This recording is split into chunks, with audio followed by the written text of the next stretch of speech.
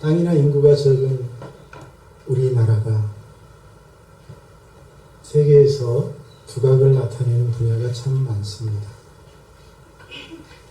우리나라의 교육열 당연 세계 1위라고 합니다. 우리나라는 세계 최고의 초고속 인터넷 국가로 IT 기술 또한 세계 최고에 근접했고, 이로 인해 온라인 게임 제작 기술, 뮤직비디오 제작 수준이 세계 최고라고 합니다.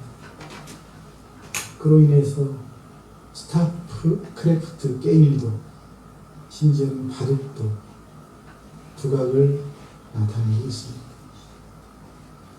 또한 가전제품, 한국산이 최고입니다. 휴대전화, 자동차, 반도체는 물론 철강, 며칠 전에는 체코에서 아주 국민들을 기쁘게 하는 소식이 들리기도 했습니다. 바로 그 원전 기술, 최고의 그런 수준에 도달했다고 합니다. 그런데 이것만이 아닙니다. 배를 만드는 조선 기술 역시 세계 최강이라고 하죠. 올 상반기 우리나라 선박 수주량은 516만 CGT로 전 세계 발주량의 29%나 차지했다고 합니다. 우리나라는 이 선박 가운데서도 주로 고부가가치 선박에 집중하고 있는데, 친환경 선박은 전 세계 발주량의 61%, 고부가가치 선박은 무려 50% 세계 1위였습니다. 특히 액화천연가스 운반선 전 세계 발주량의 87%를 휩쓸었어요. 압도적 1위입니다. 대단한 나라요 민족이라고 말하지 않을 수 없습니다. 그런데 여러분, 배를 만들 때 가장 중요한 것이 무엇이라고 생각하십니까? 배. 침몰하지 않아야 하니까 복원력이라고 합니다. 복원력. 복원력이란 배가 큰 파도가 칠 때 넘어질 듯 기울었다가도 휘청거리다가도 다시 제자리로 돌아가는 것을 말합니다. 배는 어떤 경우에도 침몰해서는 안 되고, 이 복원력은 선박을 만드는 데 있어서 가장 중요한 요소입니다.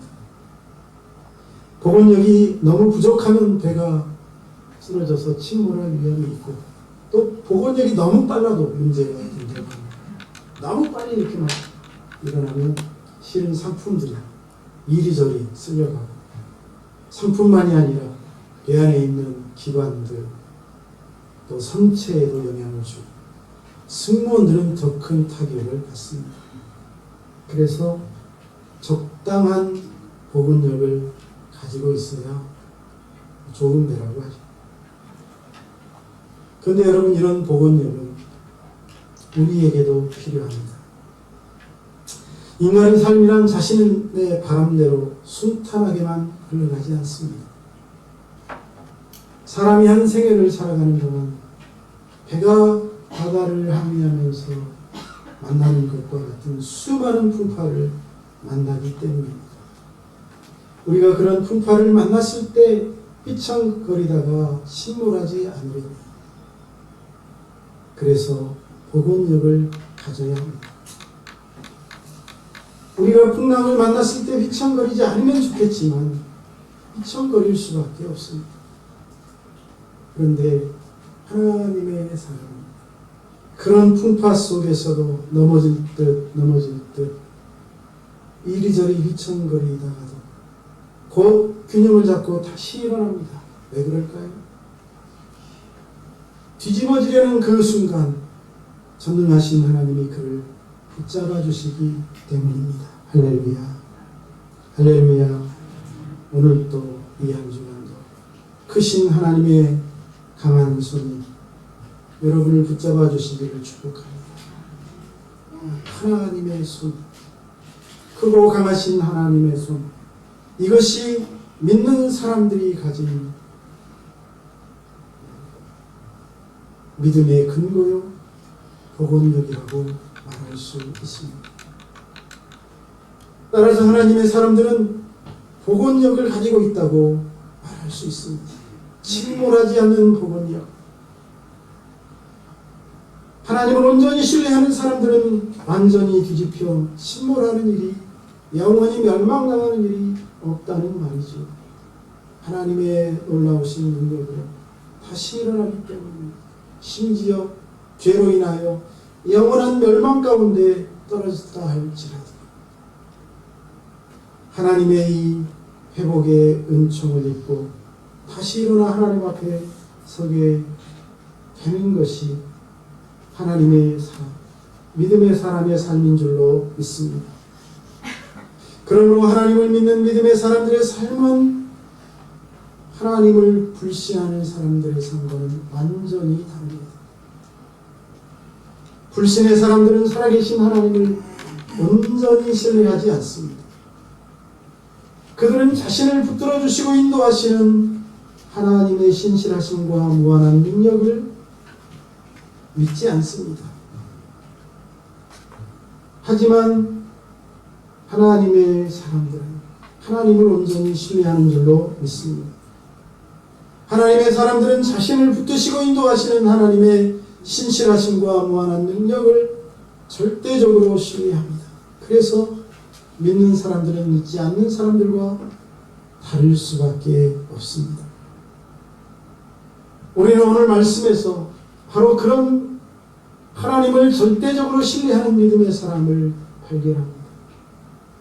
그들은 바로 6절에서 언급하고 있는 여호수아와 갈렙입니다. 이 두 사람은 다른 사람들과는 달리 하나님을 온전히 그리고 절대적으로 신뢰하는 사람이었습니다. 우리 같이 한번 합시다. 하나님을 온전히 절대적으로 신뢰하자. 하나님을 온전히 신뢰하십시오. 절대적으로 신뢰하십시오. 하나님을 온전히 절대적으로 신뢰했던 여호수아와 갈렙은 어떻게 다릅니까? 그들은요, 현실에 절망하지 않습니다. 그렇습니다. 하나님을 절대적으로 신뢰하는 사람은 현실에 절망하지 않습니다. 그리고 이것이 믿음의 사람의 모습입니다. 삶입니다.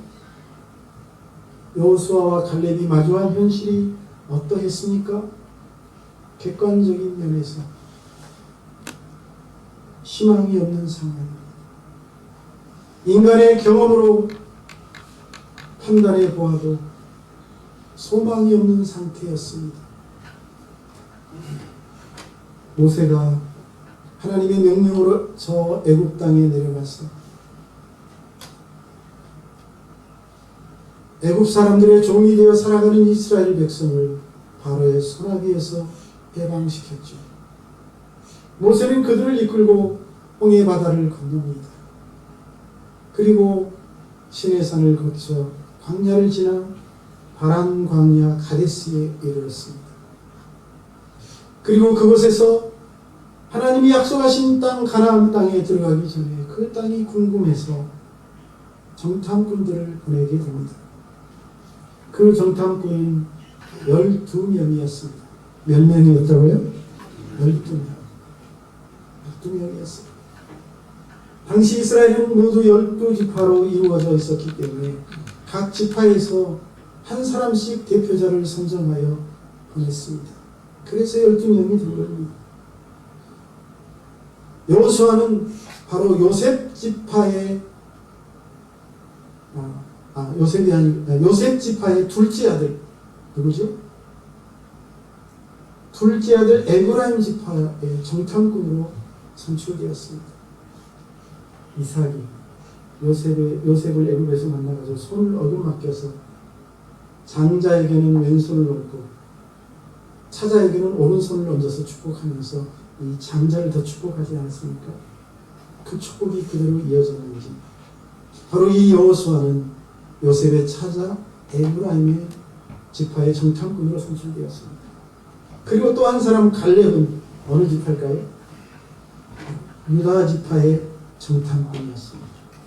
유다는 바로 예수 그리스도의 직계 조상이 아닙니까? 유다 지파. 자, 참 의미가 있습니다. 여호수아와 갈렙은 그렇게 정탐꾼이 되어 다른 10지파에서 뽑힌 정탐꾼들과 함께 가나안 땅에 들어가서 40일을 그 땅을 돌아봅니다. 그 땅에 살고 있는 사람들이 있었기 때문에 몰래 그 땅을 정탐했어요. 동서남북으로. 그들이 살펴보니 가나안 땅은 그야말로 젖과 꿀이 흐르는 땅으로 보였습니다. 그래서 그들이 돌아와 모세와 아론과 이스라엘 자손들에게 보고합니다. 민수기 13장 27절. 당신이 우리를 보낸 땅에 간즉 과연 그 땅에 젖과 꿀이 흐르는데 이것은 그 땅의 과일. 그 땅이 얼마나 복된 땅인지. 과일을 하나 가지고 왔는데 포도를 가지고 왔어요. 포도 한 송이를 짝대기에 매달아가지고 두 사람이 앞에서 뒤에서 메고 왔다는 거 아닙니까? 그것이 무엇을 말합니까? 복되고 젖과 꿀이 흐르는 땅임을 알려주는 것입니다. 그런데 문제가 있습니다. 심각한 문제가 있습니다. 땅은 하나님 말씀처럼 젖과 꿀이 흐르는데 그곳에 거주하고 있는 원주민들,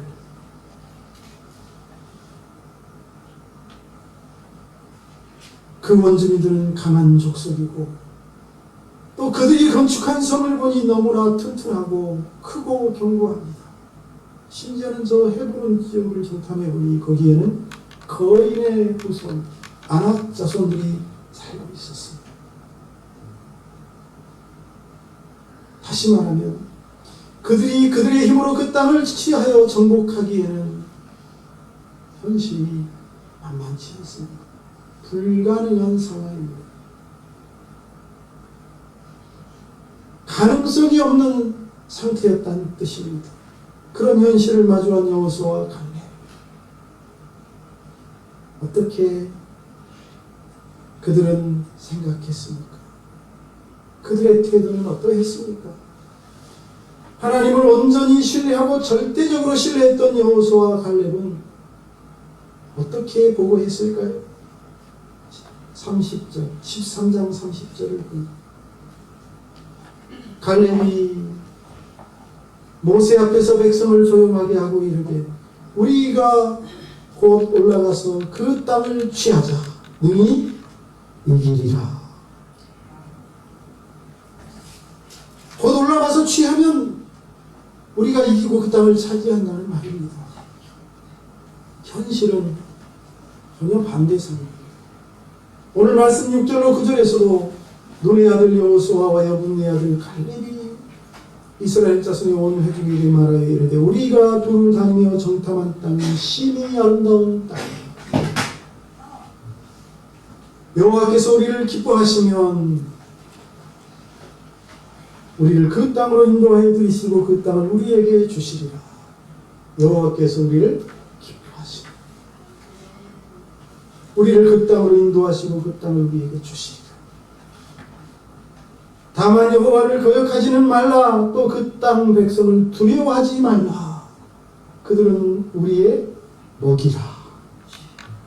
그들의 보호자는 그들에게서 떠났고 여호와는 우리와 함께 하시느니라. 그들을 두려워하지 말라 하나. 여러분, 이들의 말을 들어보면 어떻습니까? 그 땅의 정복과 점령을 누구와 관련시켜서 해석하고 있습니까? 바라보고 있으니까 하나님이 기뻐하시면, 하나님이 함께 하시면, 하나님이 우리와 함께 하시면 우리를 그 땅으로 인도하여 들이시고 우리가 그 땅을 정복하고 그들을 우리가 능히 이길 것이라고 말하고 있습니다. 다시 말하면 이들의 말을 들어보면 하나님에 대한 믿음과 신뢰가 얼마나 크고 깊은지를 알 수 있습니다.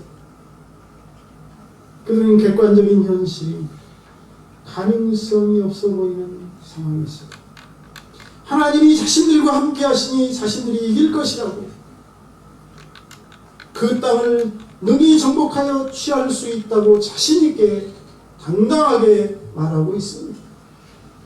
그들은 심지어 하나님이 자신들과 함께 하시니 가나안 땅, 그 강한 원주민들이 자기들의 먹잇감에 불과하다고 말하고 있습니다. 여러분, 이들의 말이 어떻게 들리십니까? 어떻게 들리시죠? 현실을 모르고 하는 어리석고 무모한 말이라고 생각하십니까? 아직 인생 경험이 없고 아직 세상 물정을 몰라서 하는 말이라고 그렇게 생각하십니까?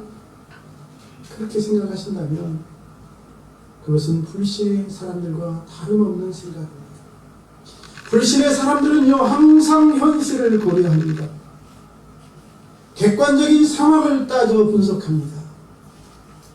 적과 나를 비교하고 상대와 나가 가진 것을 살피고 우리가 이길 수 있을지 없을지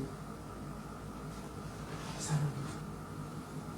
하지만 여러분, 믿음의 사람이라고 한다면 그렇게 살지 않습니다. 믿음의 사람들에게 있어서 가장 중요한 판단의 요소는 무엇입니까?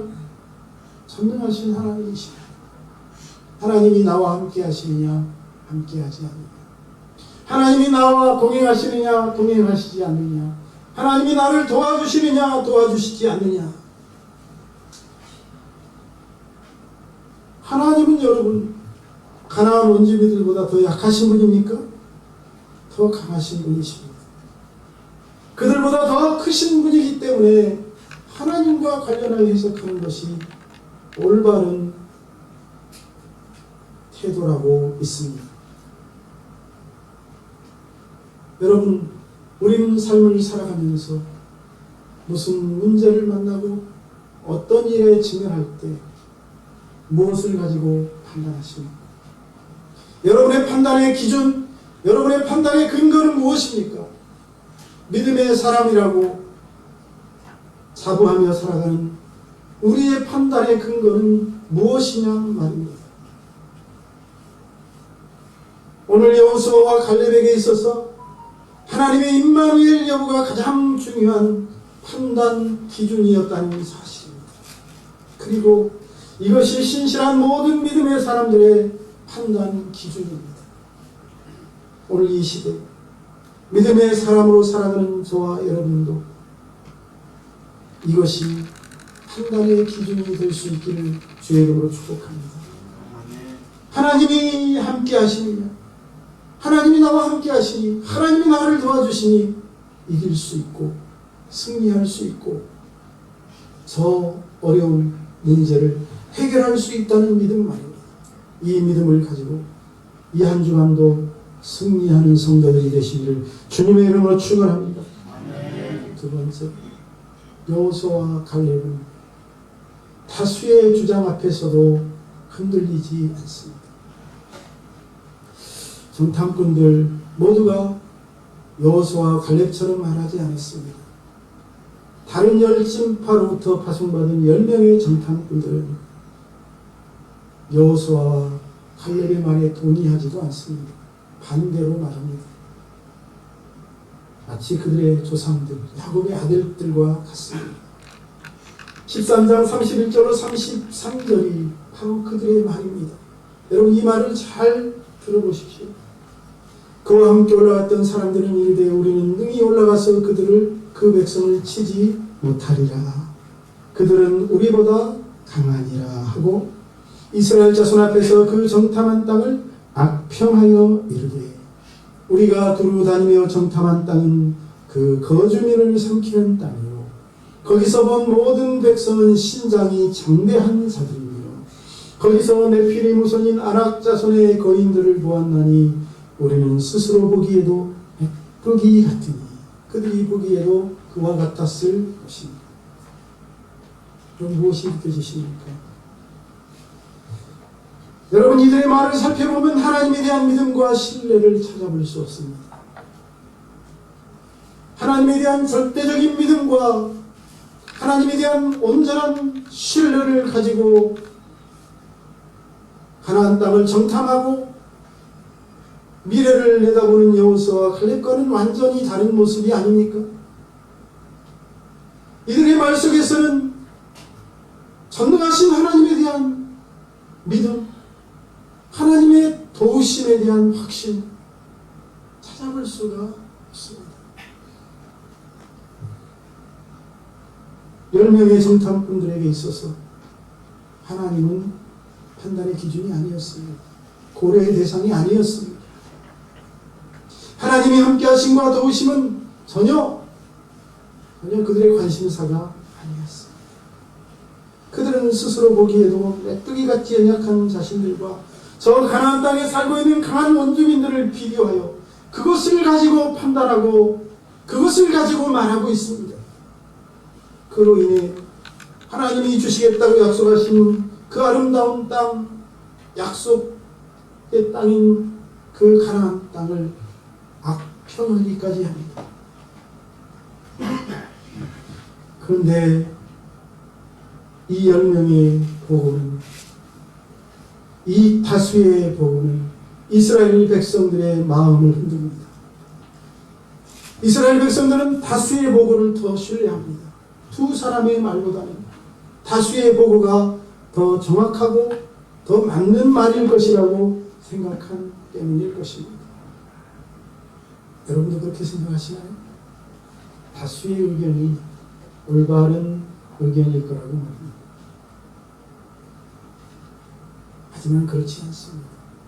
이것이 다수결의 맹점입니다. 민주주의의 함정이기도 합니다. 미안하지만 이 다수의 판단과 의견은 믿음 없는 사람들의 보고요, 하나님을 믿지 않는 불신의 사람들이 가진 시각에서 나온 말일 뿐입니다. 하나님이 가장 싫어하시는 것이 무엇입니까? 하나님을 배제한 이런 불신의 시각을 가지고 판단하고 결정하는 것입니다. 하나님을 믿지 못하는 부정적인 말입니다. 그런데 오늘 여호수아와 갈렙은 이런 다수의 주장에도 흔들리지 않았다는 사실입니다. 그들은 오히려 그런 부정적이고 불신앙적인 주장에 흔들리는 백성들을 속지 말라, 하나님이 우리와 함께 하시니 동요하지 말라고 오히려 권고하고 있습니다. 그리고 이것이 바로 하나님을 모시고 살아가는 믿음의 사람들의 모습이어야 하지 않겠습니까? 하나님의 사람들은 다수의 생각을 올바른 생각이라고 따라가지 않습니다. 그들은 모든 일의 판단 기준을 하나님과 관련시켜 생각하고 판단하기 때문입니다. 그들의 판단의 기준은 하나님의 함께 하심의 여부이며 모든 일의 성패는 하나님의 손에 달려있다고 믿기 때문이지요. 그렇습니다. 믿음의 사람은 다수의 생각을 옳다고 추정하지 않습니다. 믿음의 사람은 다수의 주장이 아니라 전능하신 하나님을 신뢰하는 사람이기 때문입니다. 묻습니다. 오늘 이 시대를 살아가는 여러분, 판단 기준은 무엇입니까? 다수의 생각, 많은 사람이 말하는 그 말이 옳다고 믿고 살아가고 있습니까? 그렇게 살아오셨습니까? 현실 상황을 고려해 판단하는 전문가라는 사람들의 말입니까? 전문가라는 사람들의 말. 그 전문가들이 하나님을 염두에 두고 여러분들에게 코치하던가요? 오늘 믿음의 사람, 이 시대의 믿음의 사람으로 살아가는 여러분에게 있어서 하나님은 어떤 존재입니까? 전문가의 견해만도 못한 그런 분이십니까? 사랑하는 여러분, 다수의 주장에 흔들리지 마시기를 바랍니다. 전문가의 견해에도 흔들리지 않기를 주의 이름으로 축복합니다. 하나님이 나와 함께 하신다는 사실을 믿으시기를 바랍니다. 하나님이 나와 동행하셔서 내게 보여주신 그 꿈과 비전을 이루게 해주실 것이라는 믿음이 있기를 축복합니다. 세 번째, 오늘 여호수아와 갈렙은 백성들의 위협에서도 두려워하지 않습니다. 군중들은 어떻습니까? 다수의 주장을 따릅니다. 전문가라는 사람들의 말을 더 신뢰합니다. 객관적인 조사와 여러 가지 상황과 여러 가지 환경을 고려하여 최적의 전문적인 견해를 밝혔기 때문이라고 믿기 때문일 것입니다. 소수의 믿음의 사람들이 하는 말은 신뢰하지 않습니다. 심지어 지금 이스라엘 백성들, 그들은 어떤 사람들입니까? 저 애국 땅에서부터 하나님이 그들을 위하여 10가지 재앙을 내리신 것을 지켜보며 목도했던 사람들입니다. 그들 앞에서 한 번도 본 적이 없는 홍해바다를 가리시고 바닷 가운데로 길을 내신 하나님을 경험했습니다. 그들이 그 길을 통해서 애국을 탈출했습니다. 광야에서 목말라 죽을 지경이 되었을 때 반석을 쪼개시고 그들을 위하여 그 반석으로부터 샘을 솟게 하신 분이십니다. 낮에는 구름기둥, 밤에는 불기둥으로 그들을 지키시고 보호하셔서 오늘 이 가데스 바란 광야에까지 인도하셨던 놀라우신 하나님의 이적과 역사를 목도했던 백성들입니다. 그들도 그런데 하나님을 배제하고 말하는 이 10명의 정탐꾼들의 말을 더 신뢰하고 있다는 사실입니다. 그리고 믿음의 사람 여호수아와 갈렙이 다른 10명의 정탐꾼들과 달리 그들이 좋아하는 그런 객관적인 현실이 아니라 그 현실보다 더 크신 하나님이 자신들과 함께 하시니 자신들은 능히 그 땅을 취할 수 있고 정복할 수 있다고, 그곳에 사는 사람들, 그 원주민들, 강한 사람들, 두려워하는 사람들, 자기들의 먹잇감에 불과하다고 말하자 분노하여 말도 안 되는 소리를 한다며 돌을 들어 쳐 죽이려고 합니다. 본문 10절입니다. 온 회중이 그들을 돌로 치려 합니다. 참 황당한 장면 아닙니까? 이것이 세상 사람들입니다. 불신의 사람들의 모습입니다. 문제는 이런 불신의 사람들의 모습이 믿음의 사람들의 삶 속에서도 보인다는 것이죠. 이스라엘 백성들은 여호수아와 갈렙이 현실을 너무도 모르는 무모하고 맹목적인 믿음을 가진 사람이라고 생각했을지도 모르겠습니다. 하지만 여러분, 하나님은 누구의 손을 들어주셨습니까? 하나님은 어느 편이셨습니까? 하나님을 신뢰하지 않는 다수가 그들의 말이 옳다고 하셨습니까? 아니면 하나님을 온전히 절대적으로 신뢰하고 하나님의 능력을 믿고 들어가자고, 우리가 이긴다고, 하나님이 저 땅을 우리에게 주셨다고 말하는 이 소수의 두 사람의 말에 하나님이 더 손을 들어주셨습니다. 각자 자신의 삶을 돌아보십시오.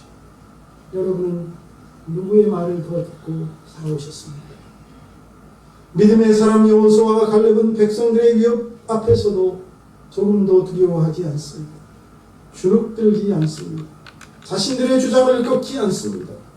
그들은 죽음도 두렵지 않았습니다. 그리고 이것이 진짜 믿음의 사람의 삶이 아니겠습니까? 참 믿음의 사람들은 군중들의 위협 앞에서도 두려워하지 않고 하나님에 대한 분명한 믿음과 확신을 가지고 전진하는 줄로 믿습니다. 오늘 우리는 어떤 그리스도인입니까? 하나님을 믿고 있기는 합니까? 정말 죽음의 위협 앞에서도 흔들림 없이 하나님이 함께 하심과 도우심을 믿고 믿음으로 살아가고 있습니까? 아니면 불신의 사람들과 똑같이 현실과 상황 앞에서 절망하고 그것을 계산하고 낙심하고, 저는 오늘 우리 교회 성도님들이 이 군중들의 위협 앞에서도 두려워하지 않는 참 믿음의 사람이 되어 살아갈 수 있기를 간절히 소망해 봅니다.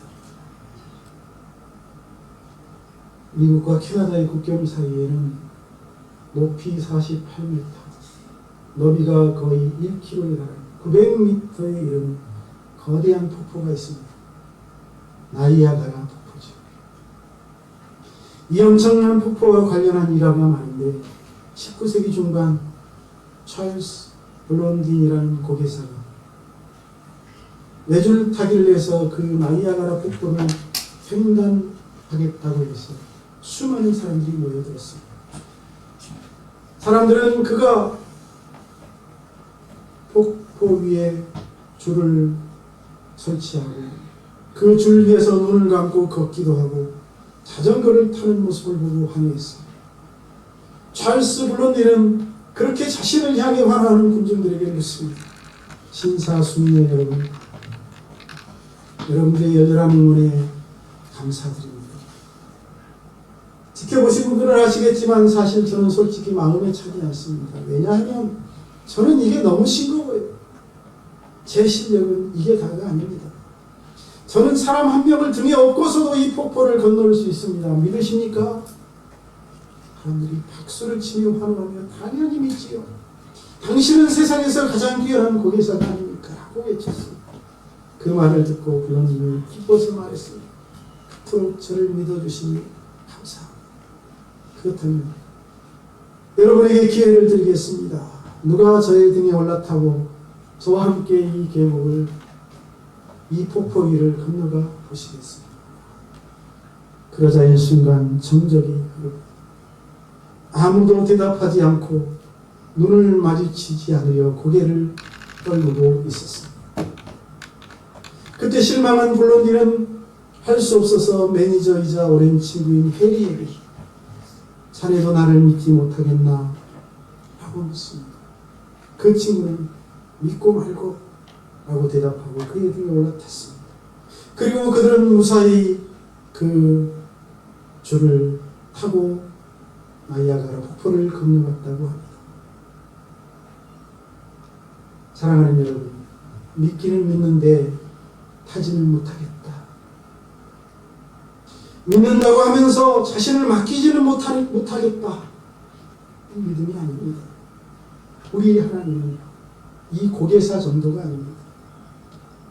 사람들이 선뜻 손을 들고 내가 타겠다고, 내가 그 등에 매달리겠다고 말하지 못한 이유는 이 고개사의 기술도 기술이지만 그 폭포가 고개사보다 더 큰 힘을 가지고 있다고 생각했기 때문일 것입니다. 그런데 우리 하나님은 어떤 분이십니까? 나이아가라 폭포보다 훨씬 더 크고 강하신 분이십니다. 고개사 정도가 아니십니다. 저와 여러분이 직면한 그 문제보다 더 크고 강하신, 전능하신 분이 우리 하나님이십니다. 그런데 타지 못하시겠다, 자신을 맡기지 못하시겠다고 말한다면, 그리고 그렇게 살아가고 있다면 믿음이 아닙니다. 우리가 하나님을 진정으로 신뢰한다면 하나님께 나를 맡기는 것입니다. 하나님을 진정으로 믿는다면 내 생명을 맡기고 내 인생을 맡기고 내 운명을 맡기는 것입니다. 맡기지 못하는 것입니다. 그래서 내가 고민하고 내 힘으로 해결하고 내 능력으로 풀어가겠다고 하는 것은 믿음이 아닙니다. 여호수아와 갈렙을 보십시오. 그들은 하나님을 온전히 절대적으로 신뢰하여 하나님께 자신을 온전히 맡긴 참 믿음의 사람이었습니다. 우리 교회 성도님들이 여호수아와 갈렙과 같은 믿음으로 살아갈 수 있기를 축복합니다. 오늘 이 자리에 앉아 계신 성도님들 가운데서도 이런 믿음의 사람이 나올 수 있기를 저는 간절히 기대합니다. 기도하겠습니다. 살아계신 하나님, 오늘도 하나님의 말씀을 통해서 참 믿음의 사람이 어떤 사람인지 생각하며 이 시대에 두려운 세상 앞에서 벌벌 떨며 힘없이 살아가는 저희들에게 진정한 믿음의 사람의 삶의 모습을 깨닫게 해주시니 감사합니다. 우리 성도들에게 여호수아와 갈렙과 같은 하나님에 대한 온전하고 확고한 믿음을, 절대적인 믿음을 허락해 주시옵소서. 하나님을 온전히 의지하고 우리가 직면한 모든 현실을 뛰어넘어서 마침내 승리하여 하나님의 영광을 드러내는 삶을 살아갈 수 있도록 우리 성도들을 붙들어 주시고 도와주시옵소서. 예수님의 이름으로 기도하옵나이다.